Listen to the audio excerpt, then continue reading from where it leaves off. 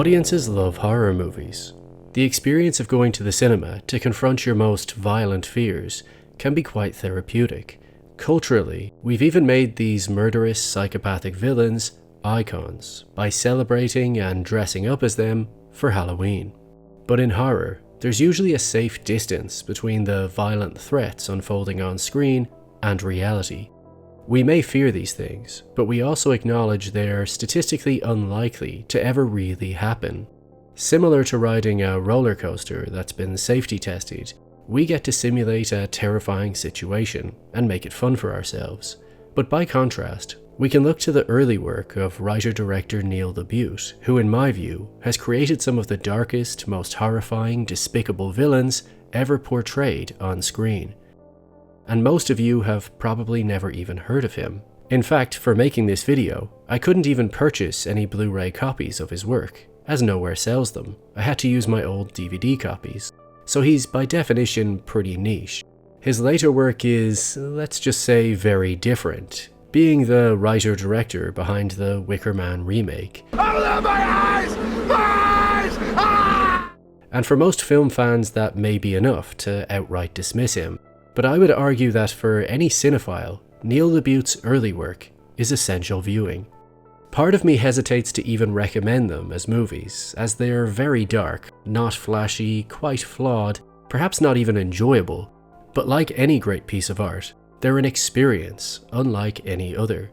Without a single drop of blood being shed, Labute's work leaves you with an uncomfortable feeling that almost no horror movie can compare to. Why? Because he's not dealing with physical abuse or homicidal terror, he's capturing emotional abuse that sometimes hits a little too close to home. Characters that really show no empathy for anyone but themselves, that say and do horrible things. Now you may hear that and think, well yeah, I enjoy the brash abuse of dialogue in Succession or The Thick of It, so I think I get it. But in those stories, characters betray, hurt, and verbally abuse one another as a sacrifice to their larger goals. They're either holding on to power or reacting to a situation and trying to climb the ladder. The abuse of language and betrayal is a means to an end, whereas in Labute's work, the emotional abuse itself is the goal. Oh man. What? I despise that dude. These characters just like hurting people. That is their motivation.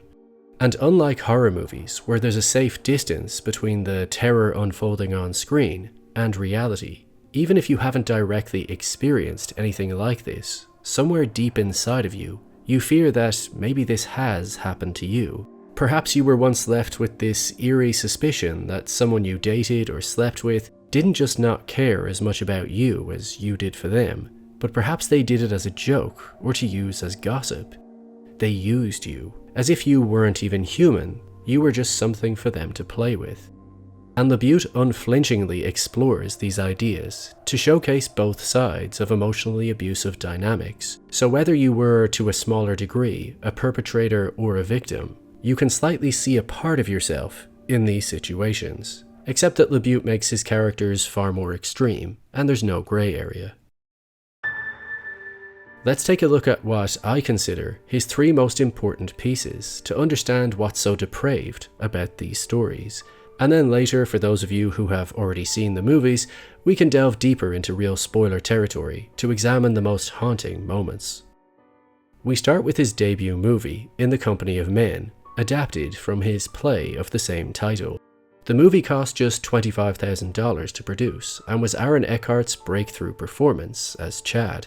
It tells the story of two businessmen who are going away on a business trip for 6 weeks. Both of them have recently suffered heartbreaks, and Aaron Eckhart's character Chad suggests to Howard that they should both select an unsuspecting woman who never normally gets any male attention, and not only both ask her out, but up the ante all the time, and once she feels safe and confident in herself, pull the rug out from underneath her and let her feel the full pain of how it feels to be used. Now, if that doesn't sound like it's dark or clearly misogynistic enough as a premise, the woman they pick is deaf. Well, I've lived in this town for a few years now. The movie is nothing short of shocking. On the one hand, we have Chad, who is clearly the more aggressive and twisted of the two, but also more physically attractive. And on the other, we have Howard, who is working in a more senior position, but is clearly more vulnerable. You end up watching scenes through your fingers. Chad is coming on so strong and seeming like such a good guy that you basically don't want to believe that he's being disingenuous. God, I am just so taken with you. But then there's these other moments where he's playing it off as this innocent, nice guy, and then these little glances happen. And you can see, this guy is totally detached. He really doesn't care. Whereas with Howard, he's now competing against Chad for a woman he's developing feelings for. And as much as it's meant to be a sport, he's about to be rejected by this deaf woman he's supposed to be tricking. There's a scene over lunch where the two men discuss that she's actually a really nice and decent person. And this is where the viewer suspects, okay, we know where it's going. In reality, this is a rom-com, so they're probably just going to fall for her and she'll end up rejecting them both when the truth blows up in their face. But is that what happens? More on that later. Then we come to Your Friends and Neighbours, which describes itself as a modern immorality tale, capturing the romantic entanglements of a group of friends who secretly sleep with one another's partners. Again, it's structured more like a play, but the darkest character is Cary, played by Jason Patric. We meet Cary alone, rehearsing and recording his own dirty talk in bed, and then we discover he likes to listen to that tape while he works out. So we instantly get the impression that this is someone very self-centered who has a weird relationship with sexual encounters. The more we learn about him, the more deranged it seems to get. And then there's this unforgettably unsettling monologue in the middle, where the three friends sit in a sauna and recount their best sexual experience. He introduces his story as, "It was on spring vacation, late March," and later describes the rhythm of the physical encounter, even suggesting it felt as if they were making love on some beach in the Mediterranean. You can see in his expressions this is a genuine fond memory. But disturbingly, the encounter he's describing is he and a group of friends brutally abusing a boy they used to bully in high school. And he somehow believes that this was a truly special experience for not just him, but both of them. So much so that when Billy never told anyone or turned them in, he to this day still believes that this is because the two of them shared something so special. Is it he felt something special had happened as well? Him and me. As opposed to the laundry list of reasons that a victim might not come forward. But this is how a narcissistic and sociopathic person might think, that their version of this horrifying story is still complimentary and completely devoid of remorse. Then we fast forward a few years to The Shape of Things, starring Rachel Weisz and Paul Rudd. The story focuses on a romantic relationship where artsy grad student Evelyn starts dating Adam, an unadventurous, fearful loser. It's clear that he needs to be opened up and let go, and the audience can see how her rebellious personality might help him to change for the better. And he does start to change. He's losing weight, wearing contact lenses instead of glasses, gets a haircut, he's not biting his nails anymore, even gets a nose job at her request. Physically, he's becoming more and more attractive, getting more female attention, and all of this is making him more confident.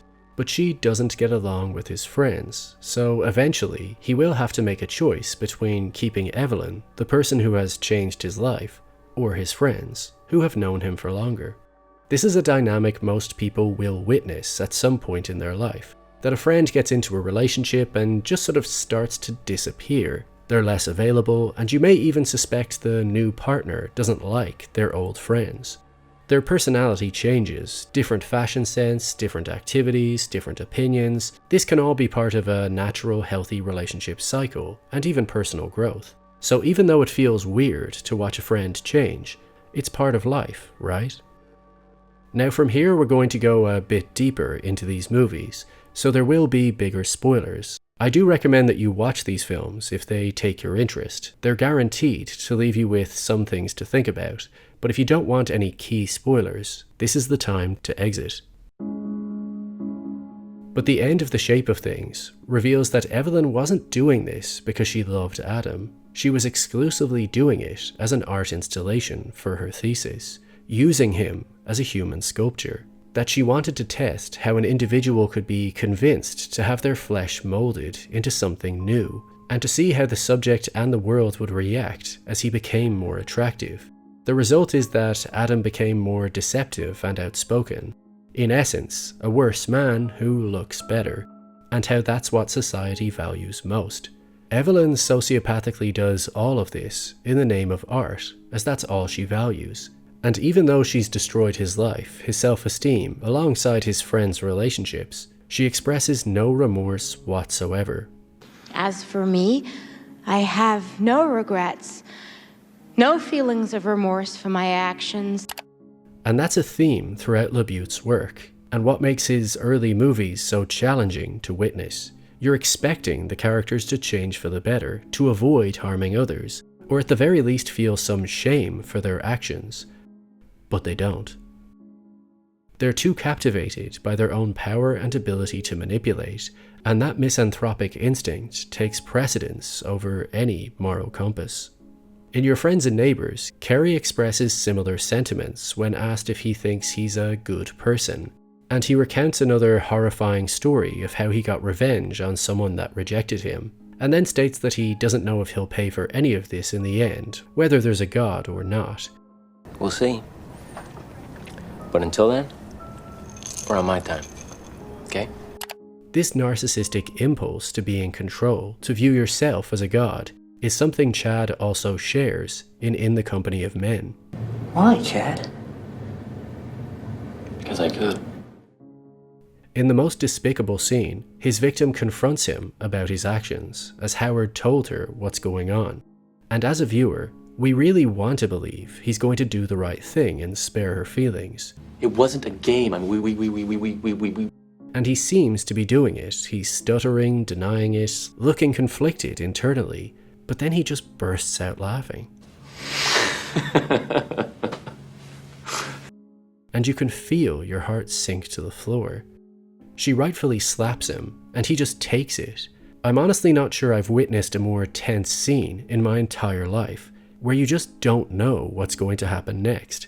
And then, like a complete sociopath, he just watches her cry voyeuristically, as if this is the prize he's been working toward the entire movie, just to see her pain. He even asks her, how does it feel, with a smirk on his face, as if he doesn't have any understanding of how emotions work. And she tries her best to contain it, to not give him the satisfaction. But then he touches her face in this antagonistic, threatening manner, holding eye contact. Everything about this scene makes you emotionally sick to your stomach. You feel like you've just witnessed a crime against humanity. Once he leaves, she finally breaks down and weeps, and the viewer is left feeling gross. This scene oddly captures much more horror than a slasher movie, because it's slow, it's drawn out, it's cruel, and it might actually be something that really happens every day on a smaller scale. And that's the twisted power of Neil Labute's early work. It's devoid of empathy, camaraderie, and goodwill. It's not trying to please you. It's illustrating something uncompromisingly cruel about human nature that you wish weren't true, that other stories and movies just don't really want to expose, and would certainly never get made today. These movies are not perfect, and not something you'll need or want to watch more than once, but they are works of art, as they provoke feelings inside of you that leave you feeling dirty, like you've just watched an emotional snuff film. So as much as we all have our favourite cinematic villains and antagonists, who usually play into a bigger plot, Labute's art is photographing humanity from its ugliest angles, and ensuring that each portrait leaves you disturbed and in desperate need of a hug.